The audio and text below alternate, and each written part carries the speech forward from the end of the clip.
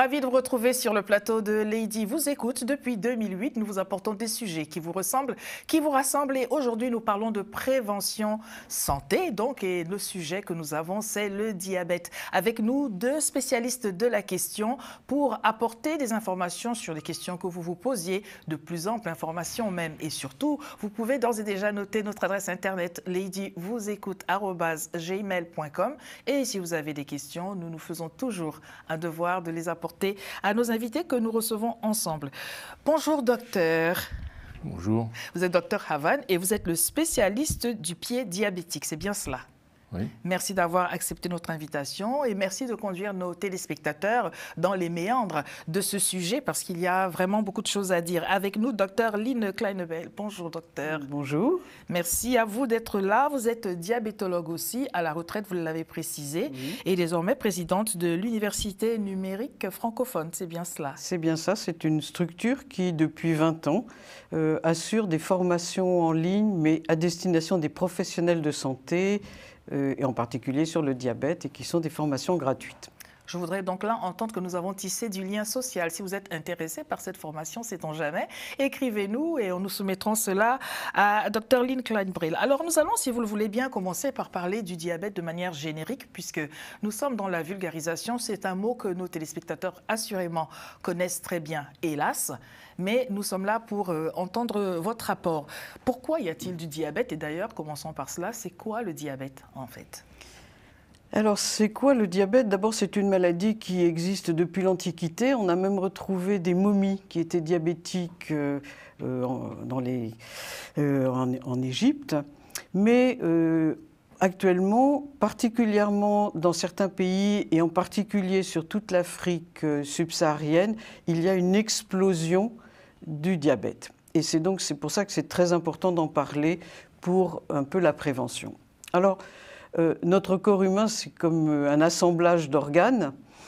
Et dans ces organes, on a les poumons, le cœur, on a le foie à droite, à gauche, on a la rate et le pancréas. Et donc aujourd'hui, nous allons parler de la panne du pancréas. C'est donc une panne dans notre organisme. C'est une panne dans notre organisme. Chaque organe peut tomber en panne à un moment dans notre vie. Et aujourd'hui, on va parler de la panne du pancréas. Docteur Havan, cette panne, pourquoi survient-elle? Est-ce que c'est comme les véhicules, on ne sait pas pourquoi, même s'il est tout neuf, et tout d'un coup il y a une panne, ou peut-on voir venir? Alors, il y a plusieurs hypothèses, et il y a des hypothèses génétiques, il y a des hypothèses de tout ordre, mais c'est pas encore hyper clair tout ça, mais ce qui est important, c'est de vraiment le dépister suffisamment tôt, parce que on peut faire plein de choses pour éviter les complications. Car le problème du diabète, c'est une augmentation du taux de sucre dans le sang qui, au long cours, entraîne des complications sur plusieurs organes. Mais en fait, si ce taux est maintenu à peu près normal grâce au traitement, eh bien, les complications ne surviennent pas ou surviennent beaucoup plus tard. Et finalement, l'espérance de vie et la qualité de vie de ces fameux diabétiques peut être sensiblement normale. Donc c'est pour ça que c'est très important à dépister et à traiter sérieusement.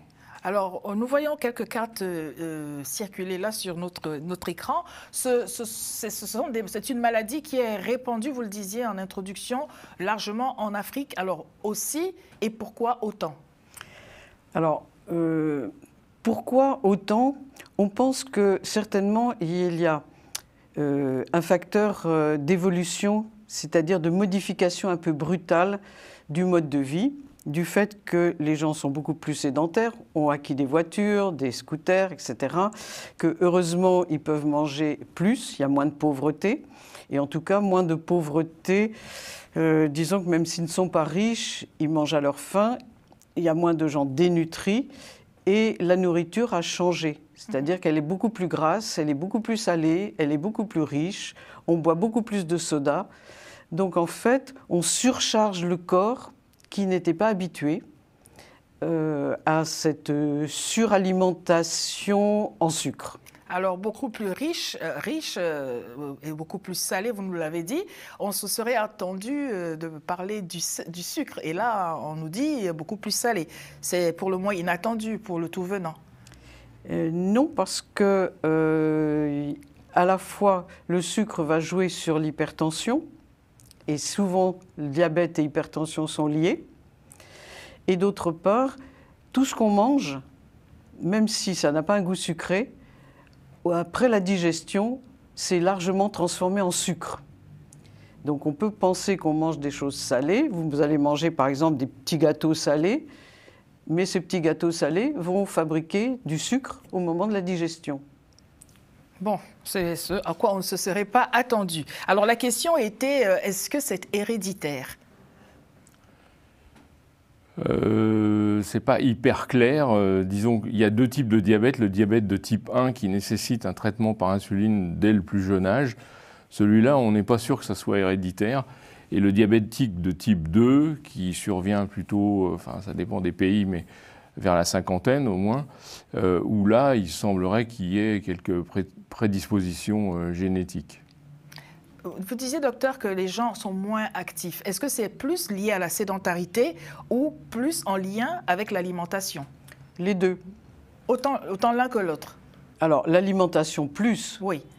Mais on a montré que, par exemple, avec, on en reparlera, mais avec une fragmentation de l'alimentation, c'est-à-dire que vous, au lieu de manger un gros repas, une seule fois par jour, par exemple, vous allez manger plusieurs fois parce que votre corps va mieux absorber et avoir un taux de sucre au continu, plutôt, et donc il n'y aura pas cette accumulation de sucre dans le sang pendant une certaine période. D'autre part, l'exercice physique aussi, marcher, si on marche régulièrement, puisque les muscles consomment du sucre, et donc si après le repas, vous vous mettez dans le canapé, eh bien le sucre reste plus longtemps dans le sang. Si vous allez jardiner, marcher, etc., le sucre va tout de suite passer dans les muscles et être utilisé. Donc c'est une façon très simple de pouvoir mieux équilibrer le taux de sucre dans le sang en faisant attention à ne pas manger trop au même moment et surtout, quand on en a mangé un peu trop, tout de suite le consommer et donc s'organiser. Le dépenser en faisant de l'exercice. Voilà. Donc la sieste après le repas, on oublie parce que c'est assurément là que les choses se trament au-dedans de l'organisme et on ne sait pas pourquoi. Bien, alors comment savoir si on est diabétique? Parce que quand on l'entend, on commence à avoir le cœur qui bat plus fort qu'à l'accoutumée, ce qui est une bonne chose parce qu'il faut aller se faire dépister. Mais comment savoir? Eh bien, il y a des signes cliniques. Madame Kleinbray va nous les décrire, je pense. Oui, je peux répondre, mais je ne veux pas prendre tout le temps de parole. Disons qu'il y a deux façons de savoir si on est diabétique. Une première façon, c'est de se faire une prise de sang, qui peut être faite au bout du doigt, dans des séances de dépistage collectives ou à l'occasion d'une visite chez le médecin et d'une prise de sang. En fonction du résultat de cette prise de sang, on va pouvoir vous dire, selon les chiffres, si c'est normal, votre pancréas est en bonne santé, il fonctionne bien, ou il commence à être un petit peu fragile parce que votre glycémie est un tout petit peu trop haute, mais pas encore vraiment diabétique, mais c'est l'occasion de le savoir et de tout de suite prendre les bonnes habitudes, ou franchement, le chiffre est élevé. Et là, c'est un diabète, et là, il faut prendre les choses au sérieux. Ça, c'est par la prise de sang. Le diabète, tant qu'il n'est pas trop grave, on ne sent rien, on n'a mal nulle part, et donc il peut être silencieux pendant des années. D'où l'importance de ces prises de sang de temps en temps. Par contre, si on n'a pas eu ces occasions-là, à un moment donné, il va y avoir des signes, mais ils arrivent vraiment lorsque le taux de sucre est très élevé et que l'insuline sécrétée par le pancréas, il n'y en a presque plus. Ces signes, c'est d'abord qu'on a beaucoup soif, beaucoup plus que d'habitude. D'accord. Ensuite, on va uriner beaucoup plus souvent que d'habitude. On boit, et en plus, plus on boit un coca, plus on boit un soda, plus on augmente notre glycémie, plus on aggrave notre cas, plus on va uriner. Et puis, on a beau boire et manger, le sucre, il reste dans le sang, mais il ne va plus nourrir les muscles. Donc on maigrit, alors qu'on mange, qu'on a faim. Et en plus, on est fatigué, puisque nos muscles ne sont plus nourris. Donc dès qu'on marche, dès qu'on fait un effort, on est tout de suite fatigué. Donc ces signes-là, ces signes cardinaux, ces 4 signes, mais essentiellement l'urine plus fréquente, la soif beaucoup plus abondante, on se lève la nuit sans arrêt pour boire, on se lève la nuit pour uriner. Chez les enfants et les adolescents, un des signes, c'est par exemple un garçon ou une fille qui a une dizaine d'années, qui était évidemment propre, et qui à nouveau recommence à faire pipi au lit. Oui. Voilà. Donc ça, c'est vraiment un signe d'alerte, tout de suite, de penser à un diabète de l'enfant, par exemple. Alors, docteur, j'ai envie de vous demander, pourquoi avez-vous, vous, choisi d'être spécialiste du pied diabétique? Et après, vous nous direz ce que c'est. Oui, ça ne va pas me rajeunir. Moi, je suis médecin de médecine physique, en fait. Donc, j'ai commencé ma carrière en soignant des amputés. Des amputés de jambes, de cuisses, de pieds, enfin, de toutes sortes d'amputés. Parmi ces amputés, il y avait beaucoup de diabétiques. Et j'ai donc, c'est comme ça que je suis entré dans la connaissance du diabète, que j'ai eu à côtoyer des diabétologues qui faisaient amputer leurs patients. Et je me suis mis à travailler avec eux de façon de plus en plus étroite. Puis finalement, j'ai décidé de basculer dans l'autre partie, c'est-à-dire avant d'être amputé, qu'est-ce qui se passe ? Oui. Qu'est-ce qu'on peut faire? Et je me suis aperçu qu'on pouvait faire énormément de choses et que dans un monde idéal, on pourrait éviter l'amputation chez tous les diabétiques pratiquement. Alors, avant que de revenir au cas général, j'aimerais bien qu'on reste sur cet aspect-là, si vous le voulez bien. C'est quoi le pied diabétique donc? Comment cela arrive-t-il? Alors, le pied du diabétique, au départ, il est normal. Et il ne devient, entre guillemets, diabétique que si on a les conséquences des complications du diabète. Les complications du diabète, elles surviennent après plusieurs années de déséquilibre du diabète, c'est-à-dire où le taux de sucre est resté trop haut pendant trop longtemps. Et il faut, pour le pied, 5 à 10 ans de déséquilibre du diabète, c'est-à-dire de taux de sucre trop haut, pour avoir 2 complications essentielles, dont une qui survient en premier, qui est la neuropathie. Les patients perdent la sensibilité de protection de leurs pieds. C'est-à-dire qu'ils ne sentent plus leurs pieds. Quand on touche le pied, ils ne sentent rien. Et donc, quand ils se blessent le pied, ils ne sentent rien. Et quand ils sont blessés, au lieu de s'inquiéter et de se soigner rapidement et correctement, ça traîne toujours un peu. Quand on leur demande de se soigner, et notamment quand on a une plaie du pied, la première chose à faire, c'est d'arrêter de marcher dessus, par exemple. Eh bien, donc, ils n'ont pas trop tendance à le faire parce qu'ils ne sentent rien et que la marche, il faudrait qu'ils arrêtent de marcher. Et arrêter de marcher, c'est pas intuitif. C'est pas toujours envisageable, oui. Oui, c'est dommage parce que c'est pourtant comme ça que ça marcherait, mais effectivement, c'est pas très intuitif d'arrêter de marcher. Parce que la marche, c'est l'essentiel de la vie de tout le monde, quoi. Donc c'est ça la grosse complication, c'est la perte de sensibilité, de protection que tout le monde a et qui, à cause du diabète, disparaît. Et la deuxième complication, ce qui survient un peu plus tard, c'est quand les artères, c'est-à-dire les tuyaux qui apportent le sang dans le pied et qui apportent tout ce qui sert à cicatriser, à nourrir, à oxygéner, quand ces tuyaux sont ou complètement bouché ou à moitié bouché, eh bien ça pose des problèmes. Justement, encore une fois, quand on a une plaie, on cicatrise moins bien, on se défend moins bien contre l'infection, et donc on finit par s'infecter plus facilement, et puis c'est comme ça qu'on arrive à une amputation, en fait. Quand on parle donc du taux de sucre dans le sang, c'est parce qu'il est dans les aliments, et il est des aliments dont on ne sait pas ou dont on ne penserait pas qu'ils ont un taux de sucre élevé. Et donc, s'il faut changer son alimentation, s'il faut l'améliorer, s'il faut faire attention, peut-être faut-il parler de ces sucres cachés dans le sang. Quand on mange un fruit, bon, on sait qu'il est sucré, on n'est pas étonné. Mais quand on mange autre chose, on ne sait déjà pas. Et pourtant, est-ce qu'on pourrait en citer quelques-uns de ces aliments-là? Alors, déjà, je pense qu'il faut penser que presque toute notre nourriture contient du sucre, est transformée en sucre. Alors, la transformation de l'aliment de base en sucre est plus ou moins lente et plus ou moins rapide. C'est-à-dire que quand vous buvez un soda qui est sucré, votre taux de sucre dans le sang, il monte très très vite. Quand vous allez manger un plat de riz, eh bien, ça va se transformer en sucre, mais ça va mettre plusieurs heures.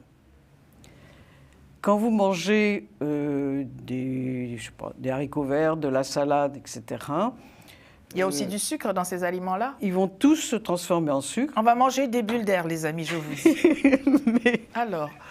Mais par contre, beaucoup moins, puisque il y a beaucoup de fibres qui resteront dans les intestins comme résidus. Et il n'y a que ce qui est absorbé et qui peut passer dans le sang qui devient du sucre. Donc, en fait, ce qu'on dit, c'est que, grosso modo, les sucres rapides, c'est-à-dire les sodas, le chocolat, le sucre, les friandises, oui. Faut pas en manger beaucoup à la fois. C'est quoi beaucoup à la fois? Beaucoup à la fois, c'est-à-dire quelle quantité? Prenez des notes. Prenez des notes. C'est-à-dire qu'en fait, par exemple, vous voulez manger des fruits, il vaut mieux manger les fruits que de presser l'orange. Parce que le jus de l'orange va rester dans les fibres et donc dans l'intestin, ça va se digérer beaucoup plus lentement. Le sucre ne va pas passer aussi vite. Il ne va pas être pressé d'aller là où il ne faut pas. Orange pressé, c'est pressé voilà. Pour aller là où il ne faut pas. C'est des moyens mnémotechniques. Hein. De la même façon, on dit que par exemple, vous pouvez commencer par manger un petit peu de salade ou quelque chose dans votre estomac. Puis après, vous allez manger le riz ou les haricots ou les pâtes. Mais tout ça, ça va se mélanger. Donc, ce sera en contact avec l'intestin d'une manière qui fera une absorption plus lente. Donc, vous n'aurez pas... Ce qu'il faut éviter, c'est les pics très rapides de glycémie. Donc, on dit maintenant... Au départ, il y a quelques années, on disait aux diabétiques, c'est interdit, le sucre, c'est interdit, la confiture, etc. Maintenant, on dit... Vous pouvez manger de tout, mais en petite quantité et une alimentation fractionnée. Qu'est-ce que vous en pensez de ce nouveau principe? Ben d'abord, c'est mieux parce que de toute façon, nos conseils d'avant, personne ne les suivait. Et donc, vous me rassurez, docteur. Donc, au lieu de faire de la prévention, finalement, on abandonnait un peu nos patients. Oui, il vaut mieux accompagner. En cachette. Et au lieu de nous dire la vérité, donc il vaut mieux qu'on se parle franchement. Alors, nous allons faire cet essuie-glace entre le sujet du pied diabétique, qui est votre spécialité, docteur, et le diabète au sens général. Vous disiez tout à l'heure que c'est fort dommage d'attendre que ça se dégrade, alors qu'il y a des moyens d'éviter l'amputation. Y a-t-il des moyens, avant même le sujet de l'amputation, d'éviter que les pieds soient atteints par le diabète? Si oui, lesquels d'ailleurs? Oui, c'est ce qu'on a dit tout à l'heure, c'est-à-dire que si votre taux de glycémie, grâce au traitement, au régime, à l'activité physique, enfin tout ce qu'on fait de façon optimale est normal, vous n'aurez pas de perte de sensibilité des pieds, et donc quand vous vous blesserez, vous aurez mal et vous vous soignerez et vous guérirez avant que ça s'infecte. Donc c'est vraiment la glycémie, enfin le diabète doit être traité et équilibré pour éviter les complications. Le pied n'est qu'une complication de la neuropathie et de l'artériopathie qui ne surviennent que chez un patient qui a un diabète mal équilibré pendant des années. S'il est bien équilibré pendant des années, il a de fortes chances de ne pas avoir de perte de sensibilité, de garder des artères assez saines pendant très longtemps. L'artérite, c'est aussi autre chose que le diabète, mais voilà, donc pour éviter d'avoir des problèmes de pied, il faut s'occuper de son diabète. Et à ce moment-là, on n'aura pas de perte de sensibilité. Et alors que c'est le principal terrain pour faire des plaies et que cette plaie s'aggrave. Pourquoi le pied et pas les bras, par exemple? Si, c'est les bras, ça peut survenir. En fait, la neuropathie, c'est-à-dire l'atteinte des nerfs par le diabète, à cause du diabète, touche les fibres les plus longues. D'accord. Donc ce sont celles qui vont au pied qui sont les plus longues, mais ça peut toucher aussi les fibres qui vont à la main. Mais c'est beaucoup moins fréquent. Alors, on va quand même rester sur ce qui est le plus proche de nos téléspectateurs, c'est ce qui se passe dans l'assiette. Avant que d'aller, de comprendre peut-être les spécificités, en faisant les efforts qu'il faut au quotidien. Et donc, au quotidien, c'est dans le repas, autant qu'on puisse choisir, parce que parfois, malheureusement, on ne peut pas toujours choisir ce que l'on peut manger, ce qu'on a à sa portée ou pas. Vous avez parlé de ces sucres cachés, et vous parliez donc de riz et assimilé. Oui. Donc, ce sont des féculents. Et le pain, donc? Le pain aussi. Le pain aussi, le pain, les haricots, le riz, les pâtes. Les haricots aussi? Comment? Haricots rouges? Les haricots rouges aussi. D'accord. Dites-moi la semoule du couscous aussi. Farine de manioc? Farine de manioc aussi. Donc tout ça, c'est-à-dire que vous pouvez en manger, mais on dit que, en fait, vous voyez les petits bols de riz, par exemple, vous voyez les petits... Oui. Bon, eh bien, vous pouvez manger un petit bol de riz, mais il ne faut pas manger 3 bols de riz. Par repas. Par repas. Hein, donc, si vous avez faim, vous allez manger plus de légumes à côté, et puis ça va suffire pour vous nourrir pendant quelques heures, et si vous avez faim, vous referez une petite collation. C'est donc normal d'avoir faim souvent quand on ne mange majoritairement que des légumes? Ah, bien sûr. Parce que parfois, on se dit, mais je ne me sens pas bien, il faut que je mange quelque chose de consistant. Et à ce moment-là, on va chercher. Et la viande, alors? Alors, la viande, le problème de la viande, c'est plutôt la façon dont on la cuisine et de la graisse. Hein, puisque, en fait, le docteur Havan vous a parlé du problème des artères, du cœur, de la circulation. Et on sait que le cholestérol, le tabac, sont des choses qui abîment les artères. Donc si déjà on a un risque à cause de la glycémie, du sucre qu'il y a dans le sang qui se dépose sur les artères aussi, si en plus on mange une nourriture trop grasse avec beaucoup de cholestérol, on double son risque. Et... Qu'avez-vous mangé ce midi? Soyons intrusifs pour voir ce que font les spécialistes. Qu'avez-vous mangé, docteur? Dites-nous tout, on ne le répétera pas. J'ai mangé une recette asiatique, hein, du poulet au lait de coco et la citronnelle avec du riz. Et a priori, ça n'est pas donc un plat particulièrement gras, c'est ça? C'est pas trop gras, c'est un petit peu gras parce que pour faire cuire tout ça, on met un peu d'huile quand même. Oui. Bon, un peu d'huile, c'est pas grave, la dose qu'il faut pour faire revenir les aliments. Bien sûr. Oui. Et un bol de riz. Oui. Vous êtes costaud, docteur, on ne se dit pas qu'un bol de riz vous tiendrait en forme. Dites-nous tout, on veut tout savoir. J'essaye aussi de faire un peu attention. Parce mais on comprend bien. Surtout arrivé à nos âges, on prend plus de poids plus facilement que quand on est plus jeune, c'est sûr. Mais... La santé est donc dans l'assiette, vous l'avez entendu, que ce soit des aliments qui apparemment ne sont pas sucrés. Prenez des notes, le pain, on ne pouvait pas forcément y penser. Les gâteaux, on sait, les friandises, on sait. Mais le sucre est aussi dans la farine de manioc, dans la farine de tous les féculents, la farine d'igname, la farine, toutes sortes de farines. Ceci est en ligne droite de changer les habitudes alimentaires sous tous les cieux pour que tout le monde devienne des herbivores. Alors moi, j'ai quand même une question. Les éléphants ne mangent que de l'herbe et pourtant, ils n'ont pas la taille fine. Comment expliquer cela? Alors là, vous nous posez une colle. Bon. Je vais inverser ma question. Est-ce qu'en ne mangeant que... majoritairement et même particulièrement des légumes, est-ce qu'on peut éviter le diabète? Alors, je pense qu'on peut...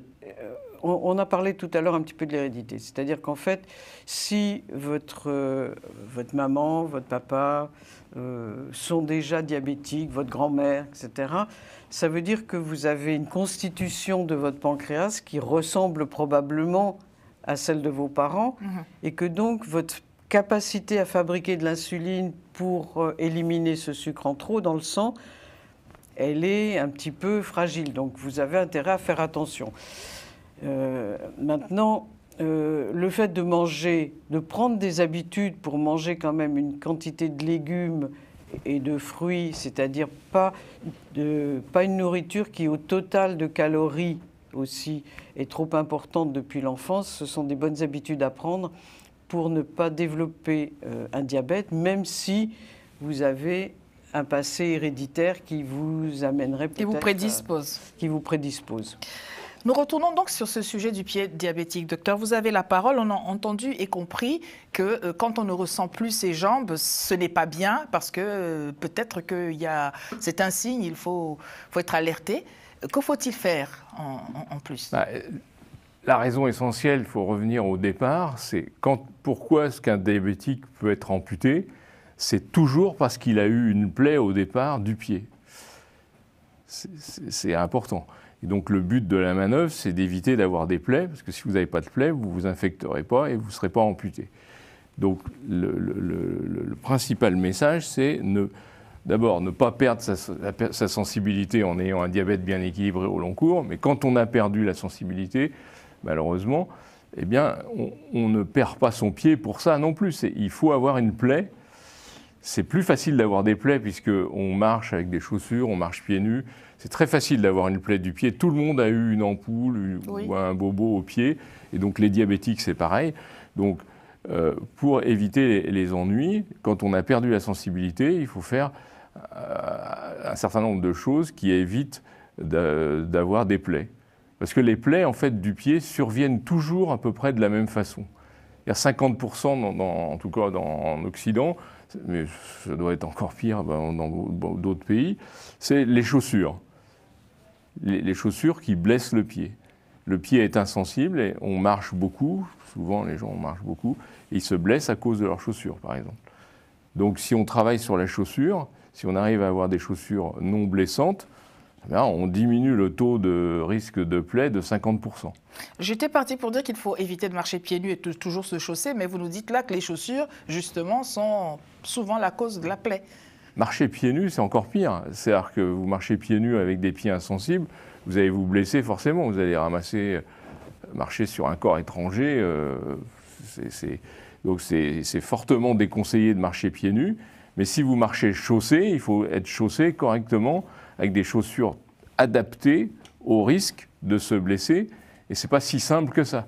La plupart des chaussures qui sont vendues dans le commerce partout dans le monde ne sont pas vraiment faites pour mettre des pieds dedans, en fait, sans se blesser, si on marche beaucoup. Est-ce que, est-ce que mettre des chaussettes permet de... Même pas. Les chaussettes ne changent pas grand-chose, non. Bon.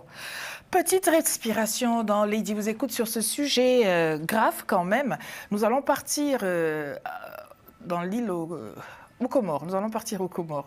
Nous allons partir aux Comores, à Moroni très exactement, pour voir comment les soins sont apportés dans un petit dispensaire. Alors c'est quelques images prises il y a quelques années déjà, mais ceci pour dire combien la santé demeure précieuse où que l'on soit, sous tous les cieux. Chacun fait ce qu'il peut. Il n'est pas question de diabète, mais il est déjà question de soins médicaux, très certainement. Cela vous parle, on regarde ceci ensemble, à tout de suite. Maintenant, nous entrons dans une salle d'hospitalisation et je vais vous passer Madame Chafia, qui est la sage-femme et qui va nous expliquer clairement à propos de l'hospitalisation. Ok. Je suis Madame Chafika, je suis sage-femme majeure de cet hôpital et je couvre tout, la maternité et la médecine. Et ici, c'est une salle d'hospitalisation. Parmi nos salles d'hospitalisation, on hospitalise les adultes, mais une salle réservée pour les petits, la pédiatrie.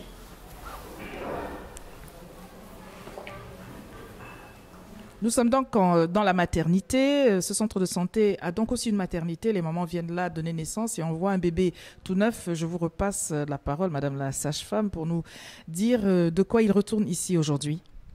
Ok, ce bébé est né ici il y a quelques jours, mais il est revenu ici pour des contrôles comme prendre le poids, contrôle du poids, faire le soin du cordon, mais il n'y a rien de grave. Ici, c'est la salle d'accouchement. Nous avons 3 lits. On fait des accouchements ici. S'il y a un problème, on transfère la femme au centre hospitalier national qui est tout proche. Et depuis qu'on est ici, on n'a jamais enregistré aucun problème grave. On constate, et je voudrais vous interroger dessus, Madame la fondatrice de ce centre de santé, l'équipement est présent. Comment êtes-vous organisé? Votre association est donc très riche, ou alors c'est le gouvernorat? Comment faites-vous? Merci. Je dirais qu'il y a le gouvernorat de Ngazidja qui intervient beaucoup sur le matériel, l'appui, le personnel aussi, mais il y a aussi la diaspora comorienne qui intervient beaucoup sur l'appui de cette maternité ou bien du centre en entier, parce que je dirais franchement que grâce à la diaspora comorienne, particulièrement la diaspora de la région d'Itsandra, qu'on a pu ouvrir ce centre tout au début, et puis cette diaspora continue jusqu'à aujourd'hui à appuyer financièrement, matériellement et techniquement aussi.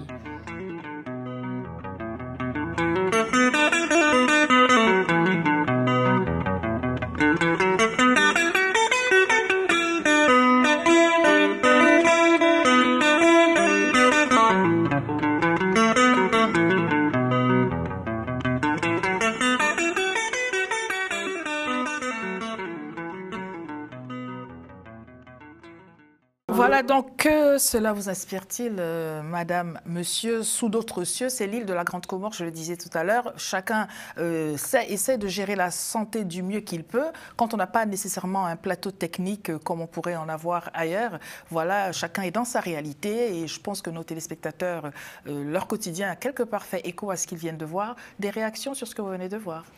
Oui, parce que je suis allée justement plusieurs fois aux Comores, oui, et dans beaucoup de pays d'Afrique. Effectivement, à chaque fois, on voit le rôle de la diaspora, extrêmement important, et aussi l'importance de tout ce qui peut être la formation des professionnels qui veulent aider sur place, en complément des informations du grand public.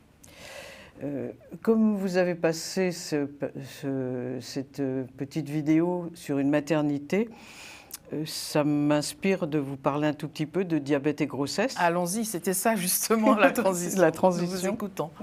Voilà. Alors, lorsque une femme est enceinte, d'abord, elle peut avoir, on va considérer, elle peut être à risque de développer un diabète pendant la grossesse. D'abord, on considère qu'une grossesse après 35 ans, et surtout s'il y a le père ou la mère des antécédents proches qui avaient du diabète, sont des facteurs de risque. Ça la met dans une catégorie déjà à risque, il faut la surveiller particulièrement.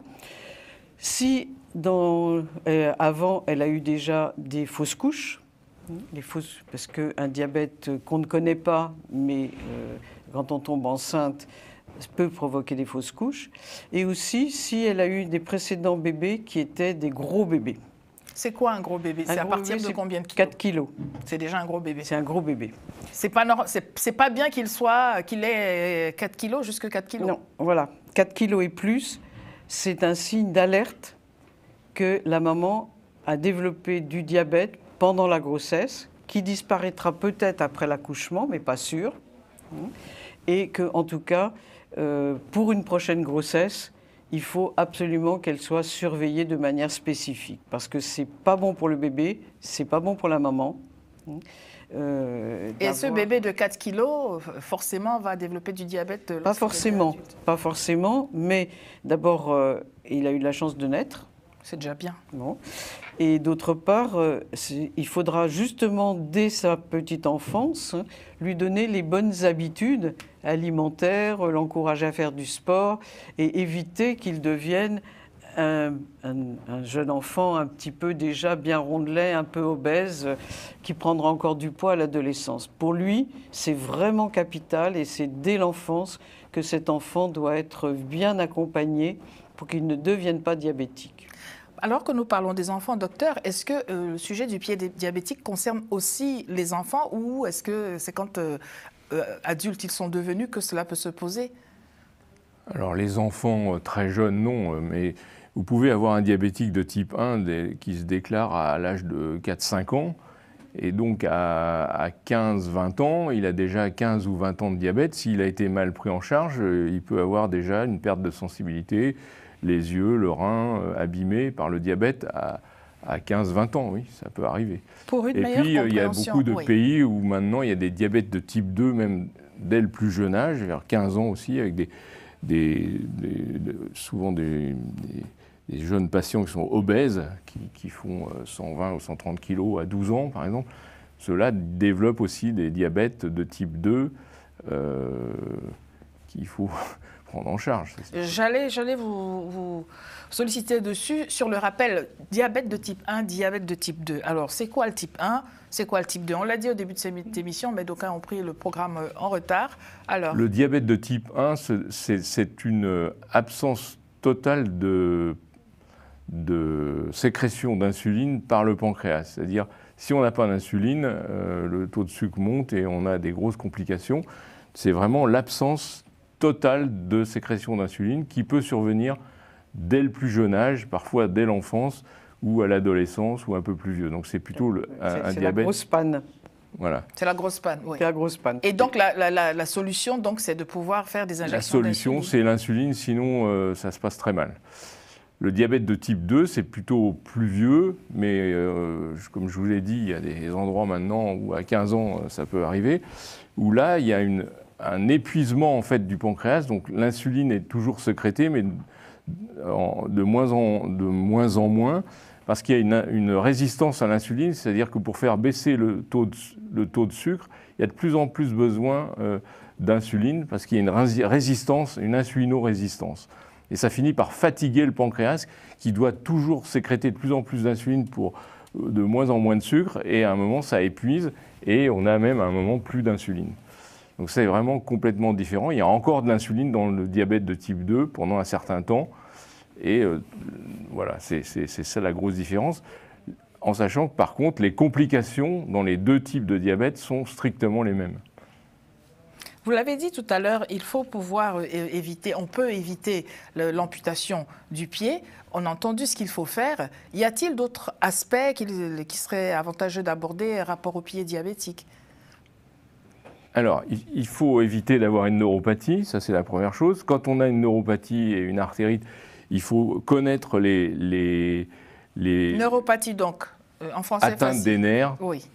perte de la sensibilité de protection. Je ne sens plus mes pieds.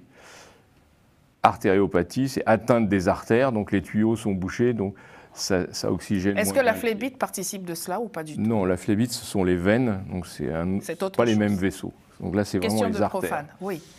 Les artères qui apportent le sang du cœur vers le pied. Et donc, il faut savoir que les plaies surviennent toujours de la même façon. Je vous ai parlé des chaussures, mais c'est en marchant pieds nus. C'est les ongles aussi qui peuvent blesser les orteils. C'est la corne qui pousse parce que le pied devient un peu plus déformé. Donc il y a des zones d'appui différentes qui entraînent un excès de corne qui elle-même devient un corps étranger et devient un facteur de blessure du pied. Les brûlures aussi, ou le chaud ou le froid. Donc marcher pieds nus par exemple sur le sable chaud, eh ben, on peut se brûler sans s'en apercevoir. Oui. Et tout ça c'est souvent lié quand même à la marche. Donc il faut essayer de prévenir tout ça.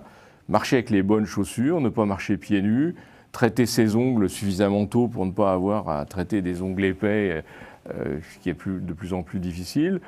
Faire attention aux agressions thermiques, le chaud ou le grand froid, chimiques, les coricides, enfin les produits pour enlever les corps, tout ça c'est extrêmement dangereux parce que comme on ne sent pas, ben, on va jusqu'à l'os. On va gratter quasiment. jusqu'à l'os. Voilà.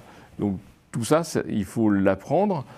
Et puis, pour éviter les amputations, il y a quand même les soins. Au moment où vous avez une plaie, c'est essentiel d'arrêter d'aggraver la plaie soi-même en marchant et en frottant dessus. Et ça peut se faire avec des méthodes très artisanales. Là, à mon avis, contrairement à beaucoup de choses dans le diabète, ce n'est pas forcément ça ne nécessite pas forcément des moyens énormes.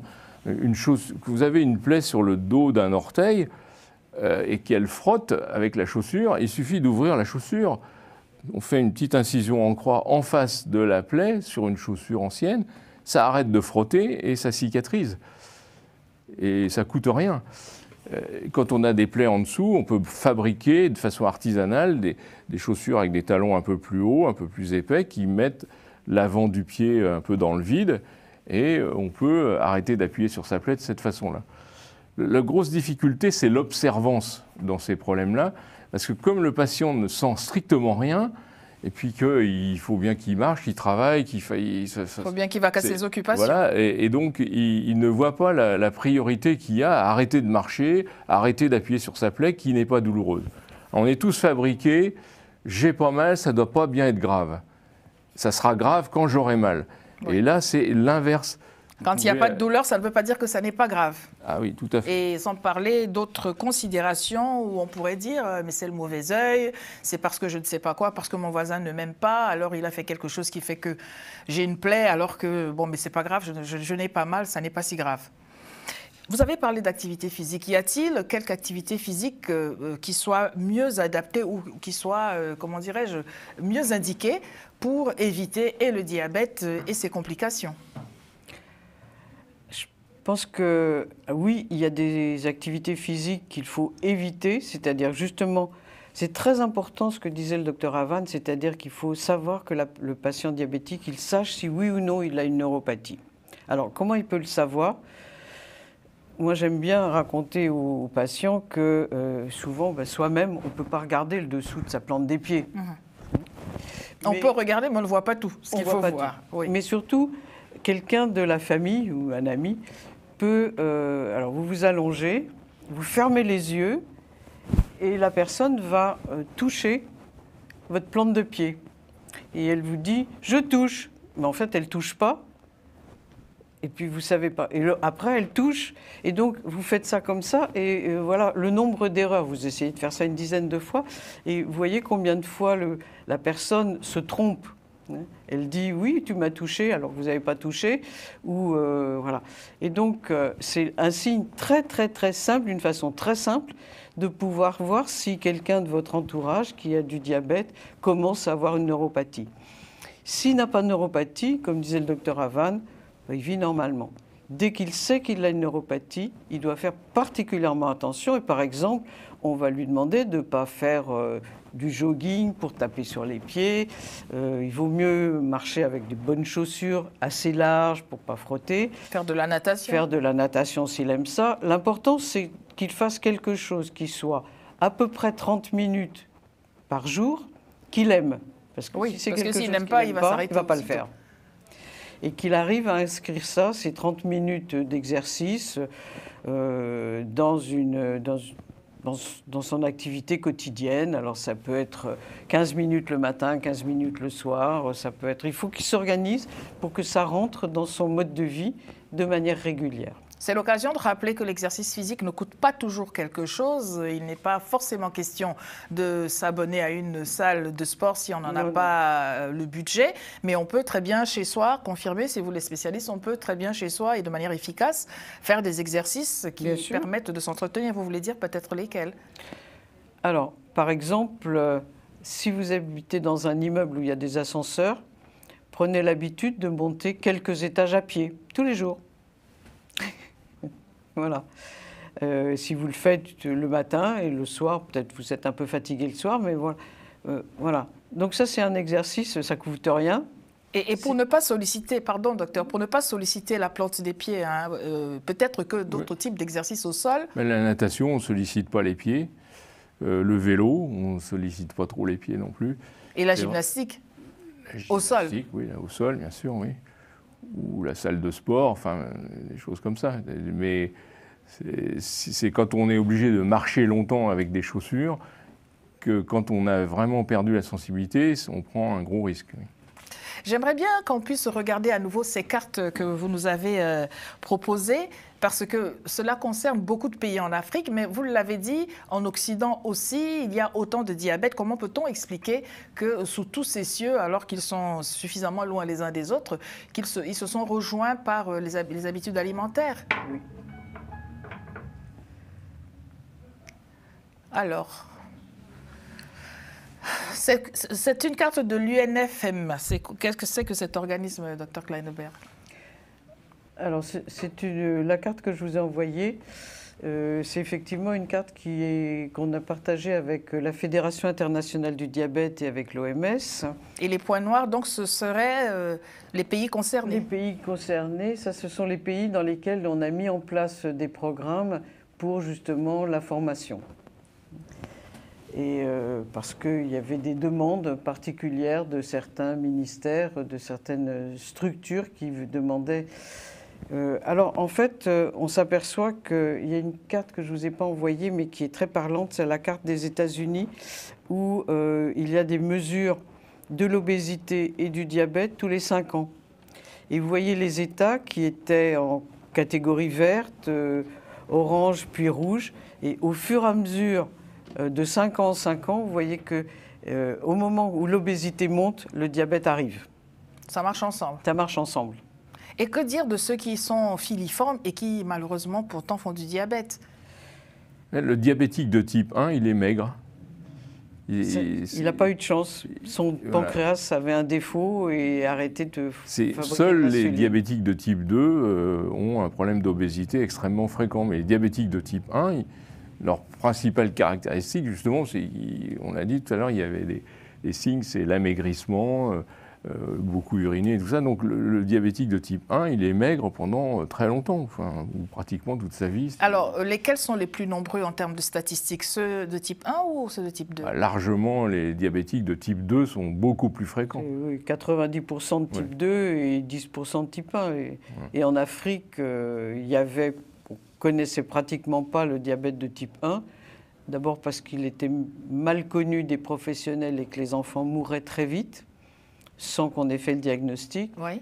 Depuis qu'on a fait des formations et que c'est connu, on arrive à avoir des cohortes d'enfants diabétiques. Par exemple, au Congo, ils ont maintenant une cohorte d'environ une dizaine, non, je ne dis pas de bêtises, une centaine d'enfants diabétiques qu'ils suivent et qui ont réussi à avoir une scolarité.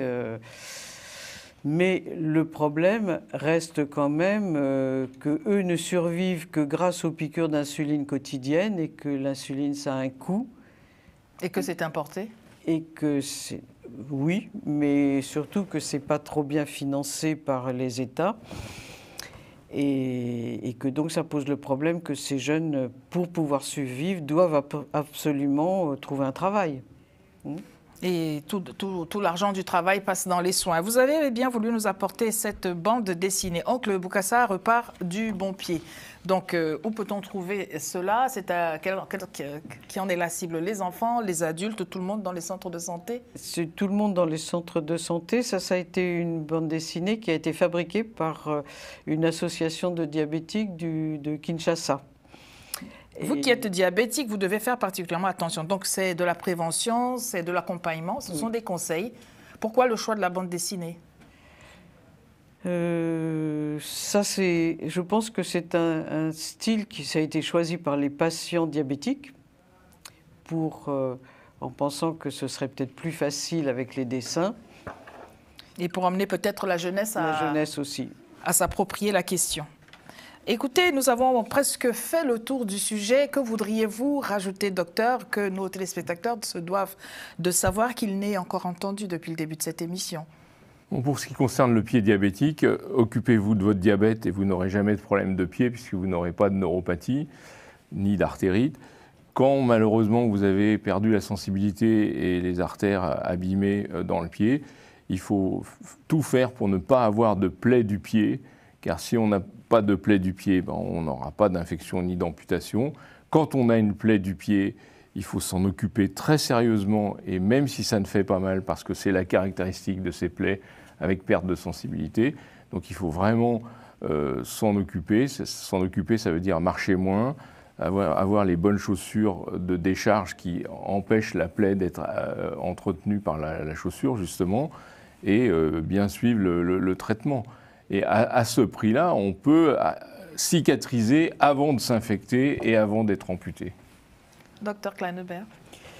Moi, le message que je voudrais passer, c'est que c'est très important de diagnostiquer un diabète dès qu'il survient et donc profiter de toutes les opportunités qu'il y a de dépistage qui sont faites par beaucoup d'associations de diabétiques ou par les États au moment des Journées mondiales du diabète, etc. Profiter de toutes les occasions, d'une occasion pour d'être traité par autre chose, mais penser de temps en temps à demander une mesure de la glycémie, ça ne coûte pas très cher, pour pouvoir surveiller et ne pas attendre d'avoir des symptômes pour savoir qu'on est diabétique et savoir prendre tout de suite les bonnes habitudes alimentaires et les bonnes habitudes d'exercice physique. Nous espérons que vous avez pris bonne note de ce qui a été dit. Si vous avez des questions, notre adresse internet ladyvousécoute@gmail.com. Les spécialistes pourront toujours répondre à votre question. Rendez-vous dans notre programme prochain et surtout, bonne santé. Au revoir.